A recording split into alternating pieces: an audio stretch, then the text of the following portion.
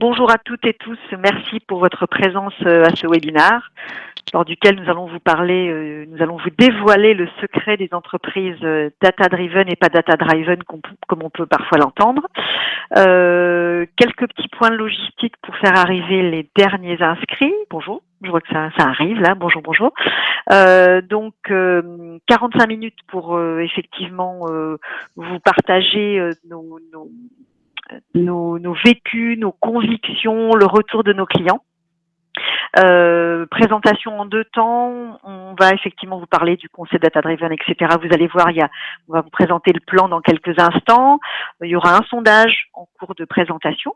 Donc, on partage les résultats. Donc, c'est sympa si vous y participez. Ça permet à tout le monde de bénéficier du retour de chacun. Et puis, sur la fin, on a prévu une démonstration de la solution. Pour ceux qui veulent rester et suivre la démonstration, on l'a prévu en fin de webinaire pour ceux qui veulent éventuellement se déconnecter et qui auront compris tout aux entreprises data-driven lors de notre présentation. Bonjour, là je pense qu'on peut démarrer gentiment. Roby, je te laisse passer à la slide suivante. Ouais, les introductions d'usage. Exactement. Alors je crois qu'il faut que tu parles un tout petit peu fort, hein, Roby, parce que ton micro est un petit peu léger. Donc aujourd'hui, pour animer ce webinaire, nous sommes 3, Roby, Jean-Christophe et moi-même, pour donc vous dévoiler ce secret. Page suivante, c'est le sommaire. On va vous parler du concept data-driven pour que tout le monde soit au même niveau de connaissance. Quelques illustres ratages sur des problèmes de qualité de données. Ensuite, on va vous parler de qu'est-ce que nous, on entend par la qualité de données et en quoi est-ce que c'est pour nous indispensable pour les entreprises qui veulent aller dans l'aspiration du data-driven, et puis une étude de cas à travers la présentation de notre solution. Ouais, c'est ça. Et Valérie, juste avant ça, il faut qu'on fasse les présentations, qu'on présente un petit peu la société pour savoir qui est Absolument. Tell Data.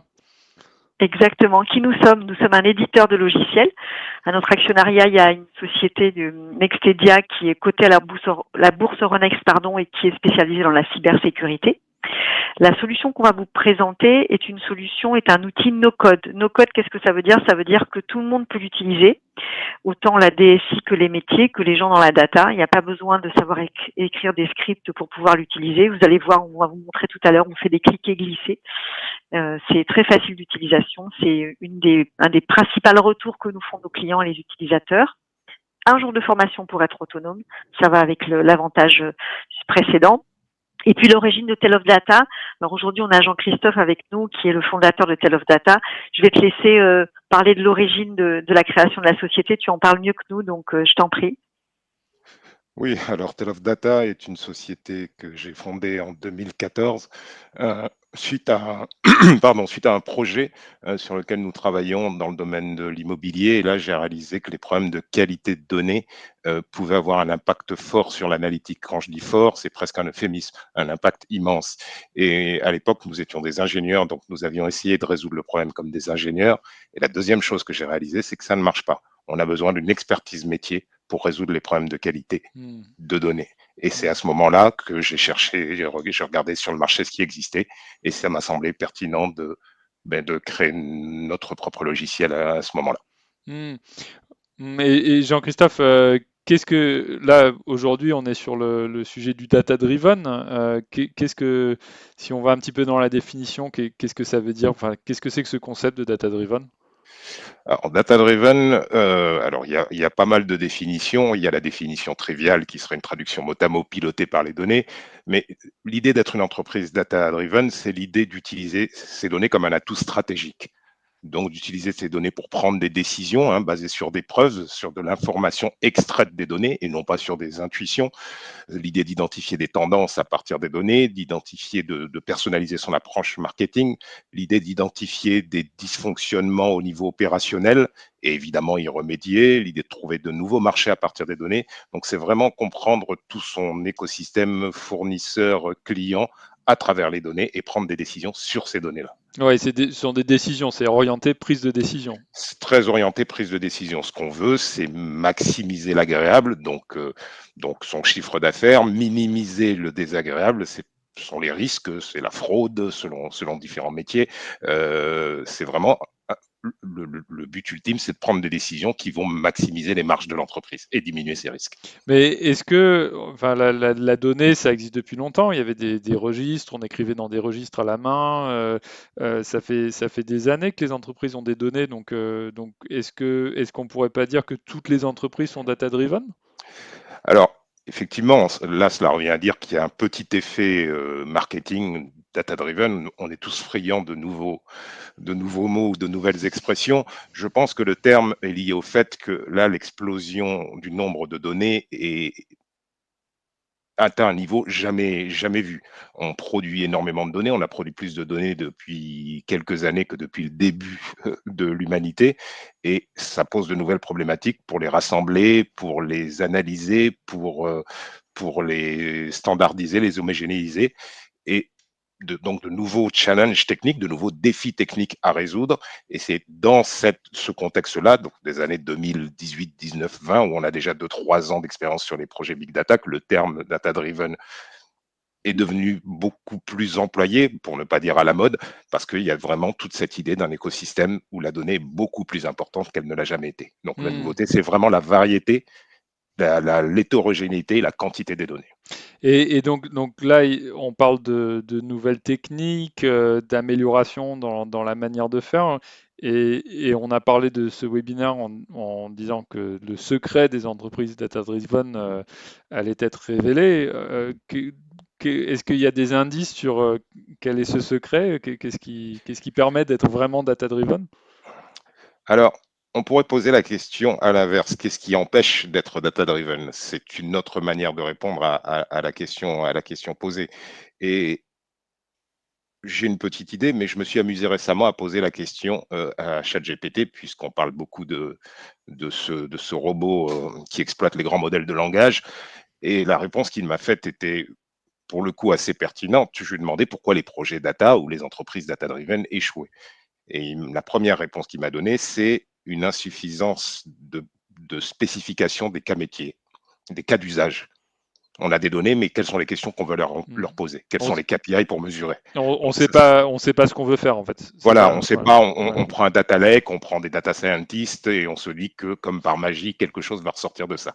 Donc, ça, beaucoup l'ont fait et en sont revenus parce que ça ne suffit pas, hein. Il faut vraiment avoir une idée de ce qu'on veut. Alors, il y a toujours un peu de sérendipité. Parfois, on trouve quelque chose qu'on ne s'attendait pas à trouver, mais ça reste l'exception. Hmm. En général, on trouve ce qu'on cherche et donc on a tout intérêt à se demander quelles questions on veut poser à ces données, quelles réponses on va avoir, quelles réponses peuvent être intéressantes pour sécuriser son entreprise, pour la faire croître. Donc ça, c'est la première cause d'échec. Enfin, c'est la première chose qui empêcherait d'être data-driven, c'est une insuffisance de spécification des cas métiers, des KPI pour mesurer le fait de s'approcher ou non d'un résultat souhaité.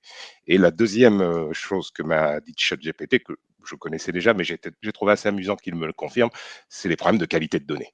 C'est-à-dire l'un des principaux obstacles, le second obstacle en tout cas qui est cité, c'est que même si on définit bien ces cas métiers, les données sont tellement hétérogènes, viennent de silos, viennent de l'intérieur de l'entreprise, mais aussi de l'extérieur de l'entreprise à travers les open data.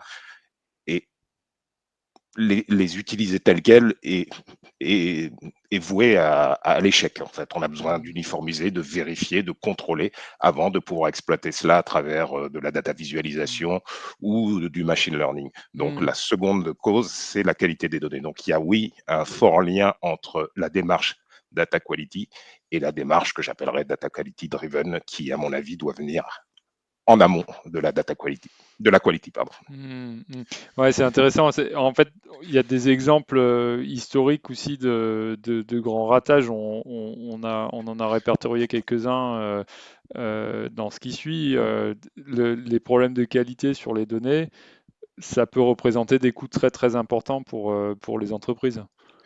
Oui, tout à fait. Alors, juste, on va évoquer quelques exemples, mais heu, j'étais en discussion, d'ailleurs pas plus tard qu'hier avec un de nos clients les plus importants, et je lui posais la question de comment ils vendaient en interne l'importance de la data quality, et c'est assez difficile parce qu'il y a beaucoup de coûts cachés, il y a beaucoup d'opportunités ratées.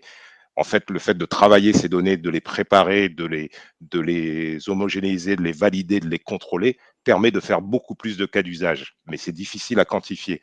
Donc, on peut quantifier, mais il faut regarder ce qui est important pour l'entreprise, hein. Si vous avez une entreprise, une flotte de camions et qu'une erreur de livraison vous coûte très cher, bien, vous avez tout intérêt à travailler sur les adresses de livraison, est-ce que c'est le bon pays, la bonne rue, la bonne trajectoire, etc., etc. Donc, ça dépend vraiment du métier qu'on peut faire. Cela dit, ça dépend vraiment du métier, pardon, de l'entreprise. Cela dit, il y a quand même des exemples assez spectaculaires, amusants entre guillemets, enfin qui n'ont pas dû être très amusants pour ceux qui en ont fait les frais. C'est par exemple, je pense à l'exemple de cette sonde de la NASA qui, en 1999, devait faire le tour de Mars pour des différentes mesures. Donc tout s'est bien passé jusqu'à l'arrivée dans l'orbite de la planète Mars. La sonde a disparu comme prévu derrière la planète et elle n'est jamais réapparue de l'autre côté. Et ça, c'était très angoissant. Les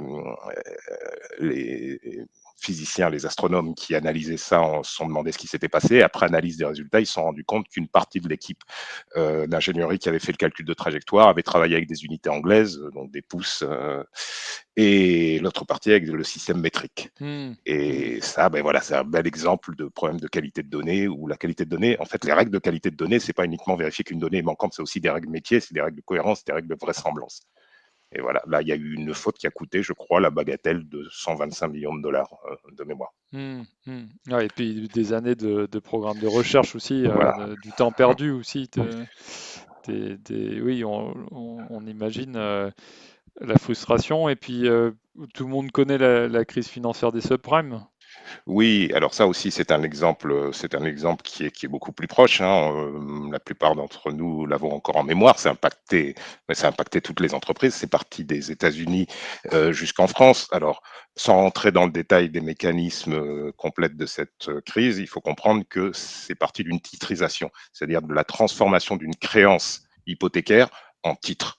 Une créance, quelqu'un vous doit de l'argent, mais vous pouvez revendre cette créance comme un titre. Pour valoriser ce titre, il vous faut de l'information sur la personne qui a emprunté. Et la qualité de l'information sur la personne qui a emprunté détermine le risque. Et évidemment, là, la qualité des données était tellement faible, très probablement sciemment, que les banquiers européens ont vu ces créances arriver et leurs calculs de risque, ils sont passés complètement à côté des vrais risques, qui était que la plupart des emprunteurs côté américain n'avaient pas vraiment les moyens de rembourser leur crédit. Et donc là, tout le système s'est écroulé pour un problème, là aussi, de qualité de données, parfois volontaire, hein. La fraude, très souvent, se cache derrière des problèmes de qualité de données volontaires. Oui, les données qui manquent, c'est aussi un problème de qualité. L'absence de données, la donnée falsifiée, mais aussi l'absence des données, l'absence de précision, le flou plus ou moins artistique, oui, c'est aussi un problème de qualité de données. Dans la qualité de données, vous avez la précision, qui est une des dimensions, hein, la précision. Il faut qu'une donnée soit complète, qu'elle soit précise, qu'elle soit cohérente, qu'elle soit exacte. Oui, et dans l'exemple suivant, ça se rapproche aussi des problèmes de fraude. Exactement. En l'occurrence, alors là, c'est l'exemple de la banque HSBC, qu'on ne présente plus, qui en 2012 a écopé d'une amende de record, 1,9 milliard, donc 1,9 milliard de dollars d'amende, tout simplement parce que leur système d'identification des clients, les données de ce système d'identification étaient de tellement mauvaise qualité qu'ils sont passés à côté de plein de phénomènes de blanchiment. Vous savez, lorsqu'on fait du blanchiment, il y a des noms d'emprunt, il y a des gens qui sont sur des listes de type WorldCheck. Il faut croiser les données et s'assurer que vous n'avez pas dans vos sociétés, vos clients B2B ou B2C, des gens déjà soupçonnés d'activité. Donc, il vous faut vraiment une qualité de données impeccable et une capacité à réconcilier des données hétérogènes pour vérifier les transactions, regarder le comportement des comptes, regarder les comptes qui dorment et qui soudain font transiter des grosses sommes d'argent. Donc ça demande une maîtrise de la qualité des données.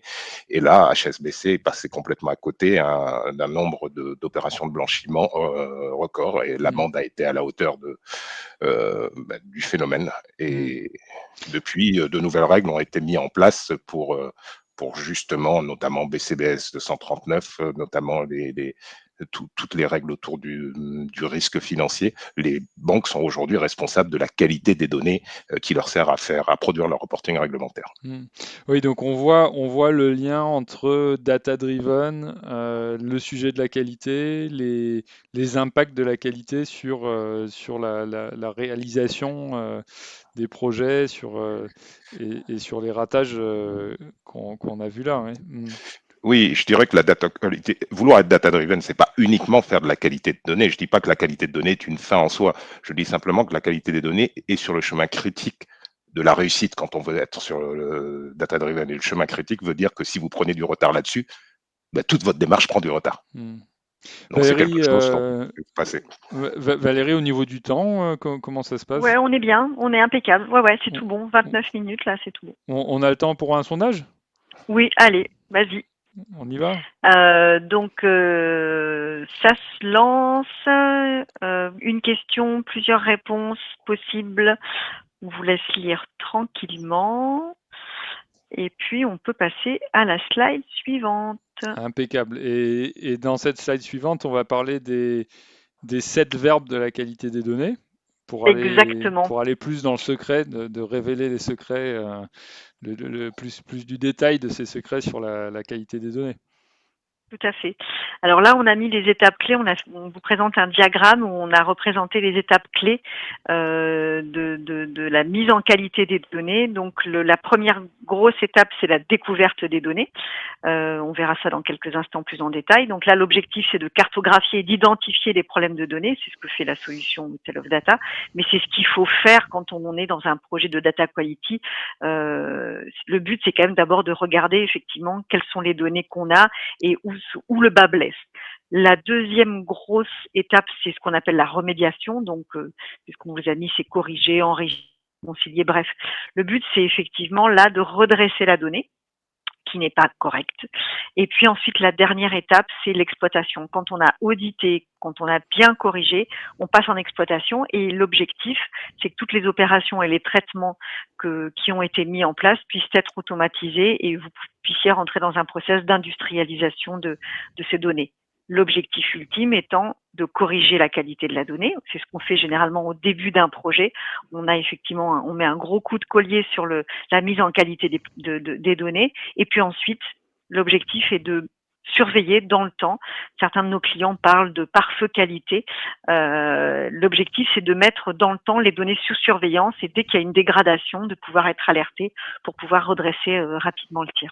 Ouais, ce sont différentes approches pour prendre le problème en main. On peut faire ça de manière linéaire comme ça, on peut le faire en fonction du problème qui se présente, de ce qu'on veut faire. Peut-être qu'on peut rentrer un petit peu plus dans le détail sur la capacité à se connecter. Alors effectivement, avant de pouvoir remettre en qualité les données, il faut s'y connecter. Donc là, vous voyez que Tell of Data peut se connecter à plus de 250 sources de données, que ce soit des fichiers, des bases de données, des données contenues dans le cloud, peu importe. On s'en moque. Toutes les données peuvent être on peut accéder aux données en lecture et en écriture dans la solution. Ouais, la donnée, c'est le combustible. On travaille avec la donnée pour faire des grandes choses. Ouais. Exactement. Et ensuite? Donc, voilà, le deuxième verbe, c'est auditer. Donc là, si tu peux peut-être faire un zoom sur ou montrer, pointer avec ton curseur. Là, on vous présente un résultat d'audit qualité qui peut être produit par la solution. Et donc là, on voit qu'on a un indice qualité de 81 sur 100. Donc c'est moyen quand même. Il y a encore des petites choses à voir. Et puis on voit, par exemple, vous avez des similitudes de libellés dans une colonne. Ça veut dire que vous avez des dupont avec des D et des dupont avec des T. Ça ne veut pas dire que c'est faux, mais ça veut peut-être dire où il y a des problèmes ou pas, où c'est deux personnes différentes, ou alors ce n'est pas le cas. Et on peut voir ça à la volée sur toutes les tables, sur lesquelles on veut travailler. Enfin, c'est totalement automatisable. Ensuite, Et ouais. rapidement, parce que là, je vois que pour le coup, c'est moi qui suis bavarde. On peut, donc c'était dans les étapes de remédiation. On corrige, on normalise. Normalise, ça veut dire que toutes les données sont au même format. Et puis ensuite, dans la slide suivante, on enrichit. Et enrichir, c'est autant corriger que compléter en fait. Donc, on peut utiliser des référentiels pour enrichir, pour apporter de la donnée. On peut utiliser pour cet enrichissement aussi des jointures. Là, ça veut dire que vous avez une clé commune entre deux sources de données et que vous voulez les assembler. Et puis, une des spécificités aussi de la solution Tale of Data, c'est d'utiliser la logique floue. Je crois que Jean-Christophe, c'est ce que tu as prévu dans ta présentation, donc je n'en dis pas plus, mais ça permet de faire de pouvoir rapprocher des données qui ne sont pas orthographiées exactement de la même façon. Ouais.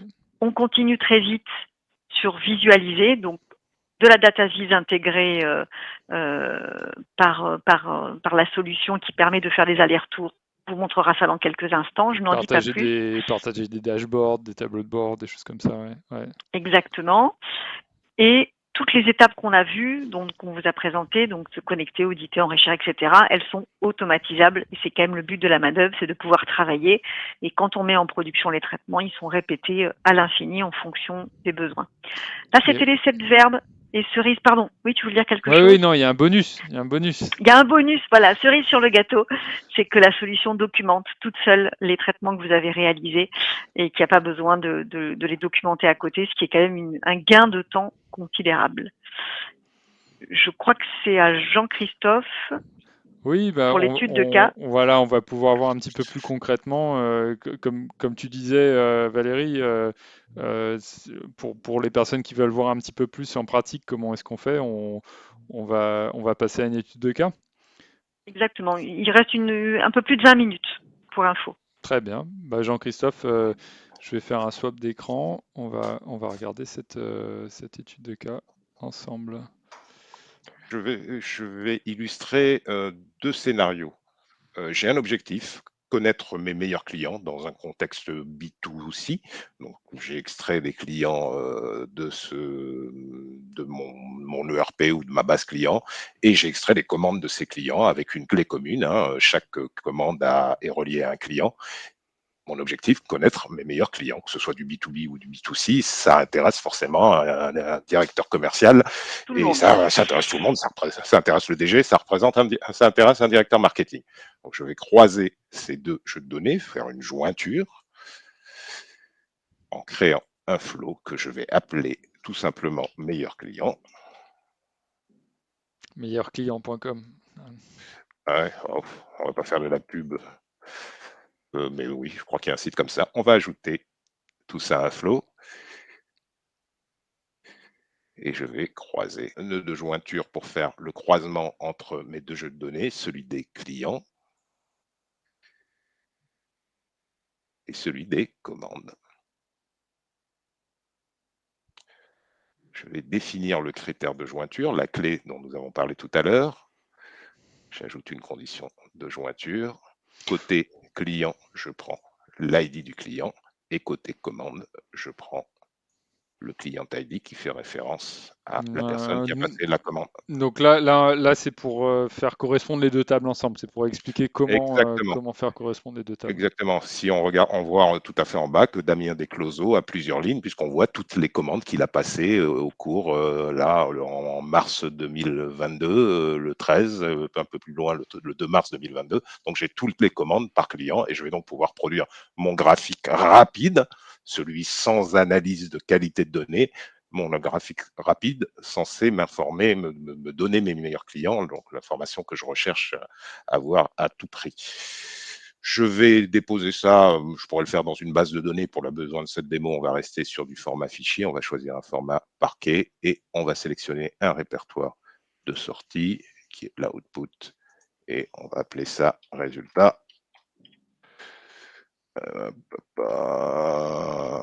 Meilleur client, on va abréger MC. Meilleur client, on sélectionne. Et voilà, je peux maintenant exécuter ce flow qui fait quelque chose de très simple, croisement des clients et des commandes, et j'envoie tout ça vers un résultat pour l'analyse, j'exécute. Je peux exécuter, comme l'a expliqué Valérie tout à l'heure, tous mes traitements de manière quotidienne, hebdomadaire, le lundi, le mardi, mensuel. Là, c'est pas le but, on va l'exécuter tout de suite, mais quand vous voulez planifier un flow, c'est totalement intuitif. Vous pouvez le faire dans la configuration du lancement.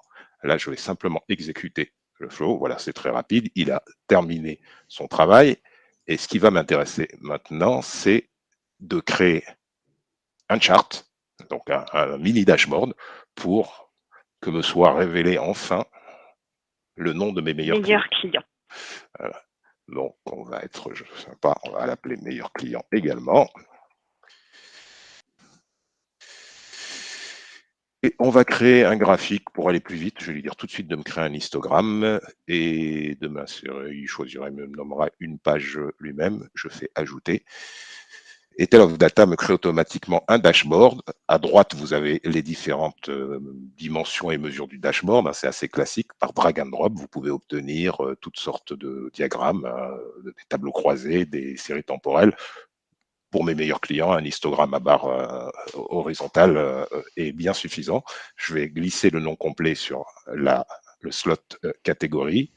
Je veux mes 10 meilleurs clients, donc je lui dis de m'en afficher 10. Je ne veux pas de tri vu que je veux trier sur le montant acheté et non pas sur le nombre des clients. Et je décoche aussi l'option des catégories résiduelles. J'applique et je fais la même chose pour le montant. Il va automatiquement me calculer la somme du montant. Je veux par montant décroissant, donc je reclique jusqu'à voir la petite flèche vers le bas. Et voilà, j'ai ici les meilleurs clients pour 2022. J'ai Sabrina Abdesemd qui a acheté pour 6 499 €, Denis, etc. un peu moins. Faut qu'on lui envoie un cadeau à Sabrina. Hein. Faut Alors, vite qu'on lui envoie un cadeau.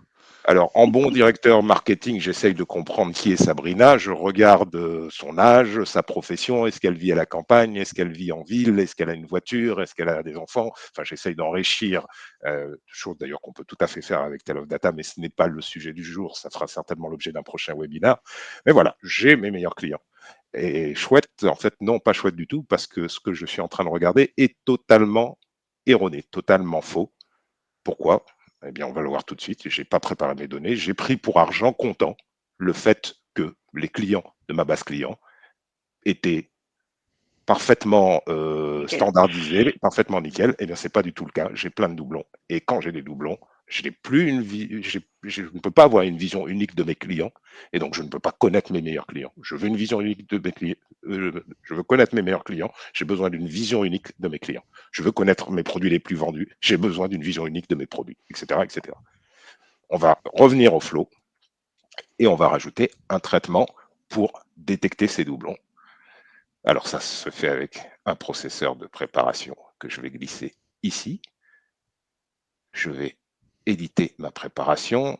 Tale of Data me propose tout un tas de transformations qui ne nécessitent absolument pas de coder pour pouvoir analyser, corriger, standardiser mon jeu de données.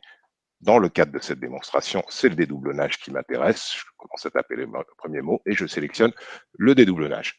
Je vais expliquer à Tale of Data qu'est-ce qui fait que deux clients sont identiques. C'est à moi de lui dire. Est-ce que c'est la date de naissance qui doit être la même, le nom plus la date de naissance, le nom plus l'adresse? Je peux choisir autant de critères que je veux, c'est exactement ce que je vais faire. Et là, on va raisonner uniquement sur le prénom et le nom. Et je peux choisir l'algorithme de fuzzy matching, de correspondance floue, qui convient le mieux à ma problématique. Là, je vais choisir la phonétique française pour le nom et pour le prénom. C'est fini. Qu'est-ce que je vais me faire? Donc là Jean-Christophe, tu es en train d'expliquer à Tale of Data comment détecter des doublons. Qu'est-ce qui va constituer un doublon, c'est ça? Donc... Et je suis en train de lui dire plus particulièrement qu'un doublon, c'est deux personnes dont le nom et le prénom se prononcent de la même façon en français. D'accord. Donc si c'est écrit un peu différemment, ça va quand même, si ça se prononce, à partir du moment où ça se prononce de la même manière, on va penser que ça représente la même personne. On va en déduire que ça représente la même personne. Voilà. Alors, il y a plein d'autres algorithmes de rapprochement possibles. Hein. Là, j'ai fait ce choix. Je peux successivement en essayer d'autres. On va, dans le cadre de cette démo, valider. Et voilà, vous avez ici... Là, on a un exemple. On a un exemple. On a Julie Fiandrino AU et Julie Fiandrino O. AU et O en français, c'est la même prononciation. On a Asmani avec un Y et un peu plus bas, Asmani avec un I. Mohamed.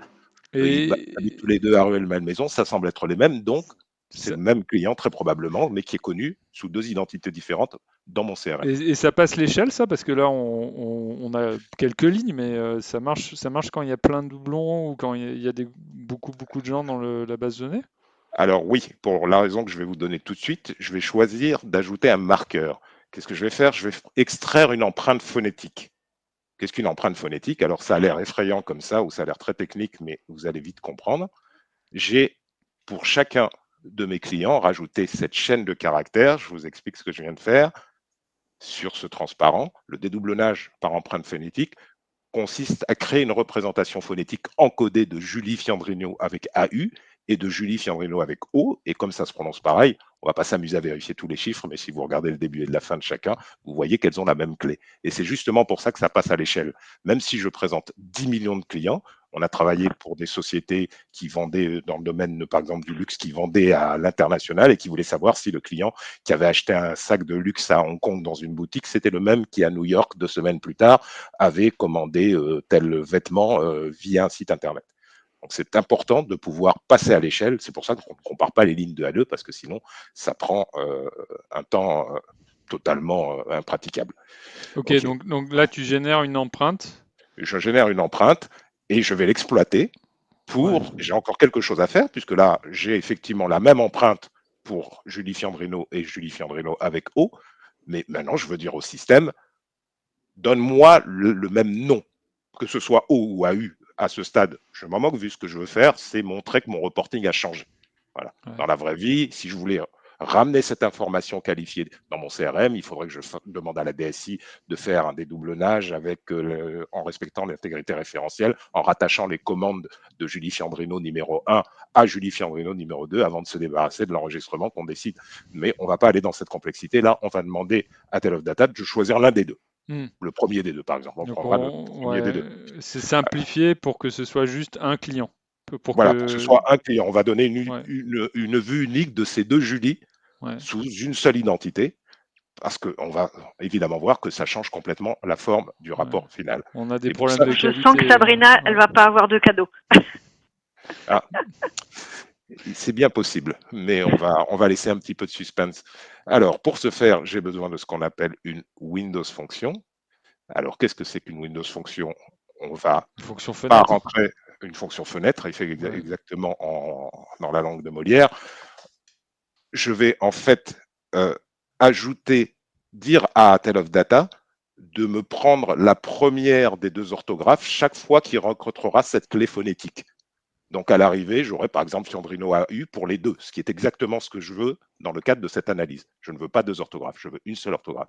Donc c'est ce que fera Tell of Data. Il va ajouter la fonction fenêtre, va créer une fenêtre constituée de ces deux enregistrements, puisqu'ils ont la même clé, et va prendre le premier nom, le premier label venu. Comme je ne suis pas intéressé par le fait d'en choisir un à ce stade plutôt que l'autre, je veux juste qu'on en choisisse un et un seul. Okay, et on va s'amuser aussi à compter les occurrences, comme ça on pourra vérifier qu'on a bien les doublons. Donc le groupe de la fenêtre, c'est ma clé que j'ai produite, ma clé phonétique, qui D'accord. Ouais. s'appelle duplicate group. Toutes les lignes qui ont la même clé vont être traitées ensemble. Voilà, elles vont être traitées Ouais. ensemble.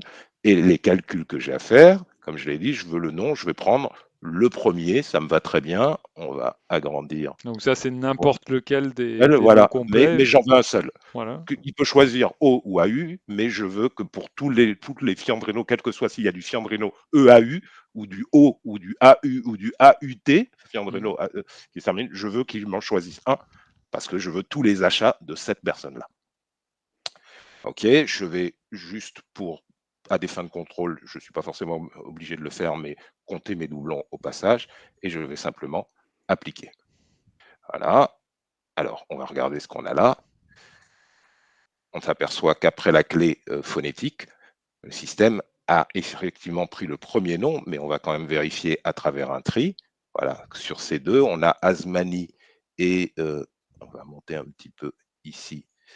Asmani ou Masona. Voilà, on va prendre Masona et Masona ici, ils sont côte à côte, c'est plus facile à lire. Donc vous voyez qu'ils sont présents deux fois. Là, j'ai une seule orthographe, alors que ici, j'ai les deux orthographes Masona avec deux N et Masona avec un N. Hmm. Mais dans la Windows fonction, il m'en a choisi une, c'est exactement ce que je lui ai demandé. Et donc, donc, dans ma base de données client, c'est vu comme deux clients différents, c'est ça? voilà, je n'ai Ouais, pas corrigé le problème à la source. Là, pour ouais, l'instant, ouais. je suis en train de démontrer l'impact qu'a le fait de ne pas traiter ce problème de doublon sur un reporting ou sur une opération de data science qui consiste à caractériser les meilleurs clients. Voilà. Et donc là, on retient Annick Massona avec deux N. C'est ça qu'on Voilà, retient pour le on en nom de ce retient client. une.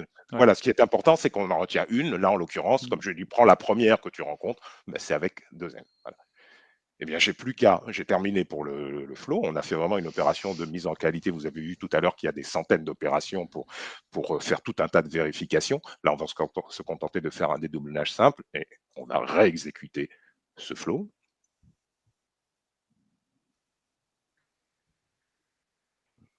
Voilà, c'est terminé et on va retourner voir notre rapport, notre tableau de bord qui s'appelait meilleur client. Ok, ça c'est le diagramme que nous avons fait tout à l'heure avec Sabrina comme la meilleure acheteuse ou la meilleure cliente de l'année La meilleure 2022, cliente, ouais. la meilleure cliente de l'année 2022. Et je vais rajouter un chart à côté, ajouter un graphique de même nature, comme ça ce sera facile à comparer. Et cette fois, au lieu de prendre, comme tout à l'heure, le nom complet ici, je vais prendre le nom unifié.